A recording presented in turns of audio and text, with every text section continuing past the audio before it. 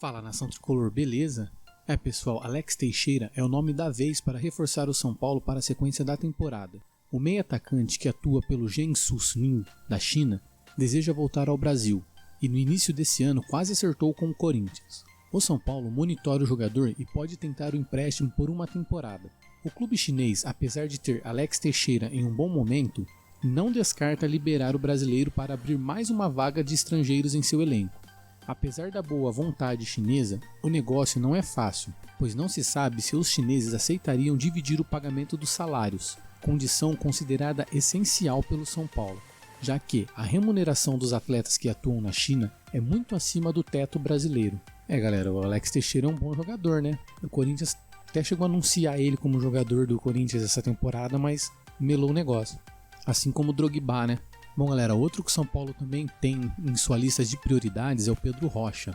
O São Paulo tenta negociar com o jogador durante a parada para a Copa do Mundo. O tricolor chegou a consultar o agente do atleta, Hamilton Bernard, e ouviu que o Pedro Rocha tem sim desejo de voltar ao Brasil, mas a negociação não é nada simples e será difícil negociar com o time russo. Apesar de ter aproveitado o atacante em poucos jogos, na última temporada, o Spartak Moscou não ignora o valor que pagou ao Grêmio para contratar Pedro Rocha, em agosto do ano passado. Os russos desembolsaram 12 milhões de euros. Na época, isso equivalia a 45 milhões de reais, ou seja, aceitaria negociar desde que houvesse lucro com uma transferência. Nesse cenário, a possibilidade de trazê-lo por empréstimo é bem mais difícil. Se ocorrer, os russos preferem emprestar para outra equipe da Europa, visando, é lógico, vender depois, né? Porque vindo para o Brasil eles acreditam que tem menos visibilidade. E aí, galera, o que vocês acham? Alex Teixeira e Pedro Rocha. Será que o São Paulo consegue trazer essa dupla aí? Bom, galera, o que eu queria falar para vocês também é que depois da vitória de ontem por 3-0 sobre o Vitória, o São Paulo chegou à expressiva marca de 1.000 pontos na era de pontos corridos. O tricolor tricampeão em 2006, 2007 e 2008 sob o comando de Muricy Ramalho é o primeiro time a atingir essa pontuação. A história desses 1.000 pontos do São Paulo na era dos pontos corridos começou em 2003. O São Paulo fez 602 jogos, 282 vitórias, 154 empates e 166 derrotas, com um aproveitamento de 55%, galera.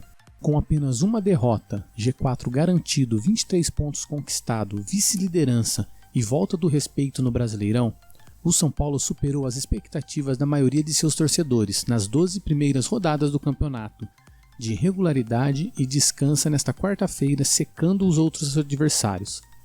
Entretanto, o tricolor terá que trabalhar bastante para se precaver no retorno da Copa do Mundo, período de memórias ruins para seu torcedor. Perdemos campeonatos muito importantes nas últimas 3 edições do Mundial por causa dessa parada, portanto todo cuidado é pouco. O treinador Diego Aguirre, que completou 3 intensos meses dando qualidade de jogo ao elenco, não está plenamente satisfeito. Logo após a vitória de 3-0 sobre o Vitória no Morumbi, o técnico disse que a equipe ainda está em um processo de evolução, mas tem pontos a aprimorar. E ele está certo. O principal desafio do técnico será manter a intensidade do time após a Copa, até porque os outros times também terão tempo para se preparar para o segundo semestre. Logo depois do Mundial, o São Paulo enfrentará o líder Flamengo no Rio, o Corinthians no Morumbi, o Grêmio lá no Sul e o Cruzeiro no Mineirão, mais um grande pedregulho que teremos que passar por cima num período de Copa do Mundo. Paralelamente ao período de treinamento previsto, Raí e sua diretoria de futebol corre para aperfeiçoar o plantel, evitando o maior número de perdas significativas. Conforme antecipado no dia 11, o tricolor corre atrás de um lateral, e o William do Wolfsburg é o nome mais cotado. Por fim, existe a repatriação de um jogador de meio de campo cujo nome deve ser mantido em segredo, devido à complexidade da negociação com a Ásia. Para Aguirre, há a necessidade de aperfeiçoar o jogo e principalmente manter a intensidade conquistada nos 3 meses de trabalho. Já para Raí, há o desafio de não desmontar a espinha do time, reforçando-o pontualmente com jogadores capazes de melhorar e não povoar o plantel. Galera, o São Paulo tem uma missão árdua aí, né, nessa parada aí. Eu espero que o São Paulo volte melhor do que está, né, que o Aguirre continue com o trabalho dele, que o São Paulo consiga esse título, né, que era uma coisa bem improvável, já começou a ser visto com outros olhos, inclusive pelos adversários, né, galera? Bom, pessoal, espero que vocês tenham gostado das informações. E se gostaram, deixa um gostei. Se não for inscrito no canal, se inscrevam. Um abraço a todos, fiquem com Deus e até a próxima.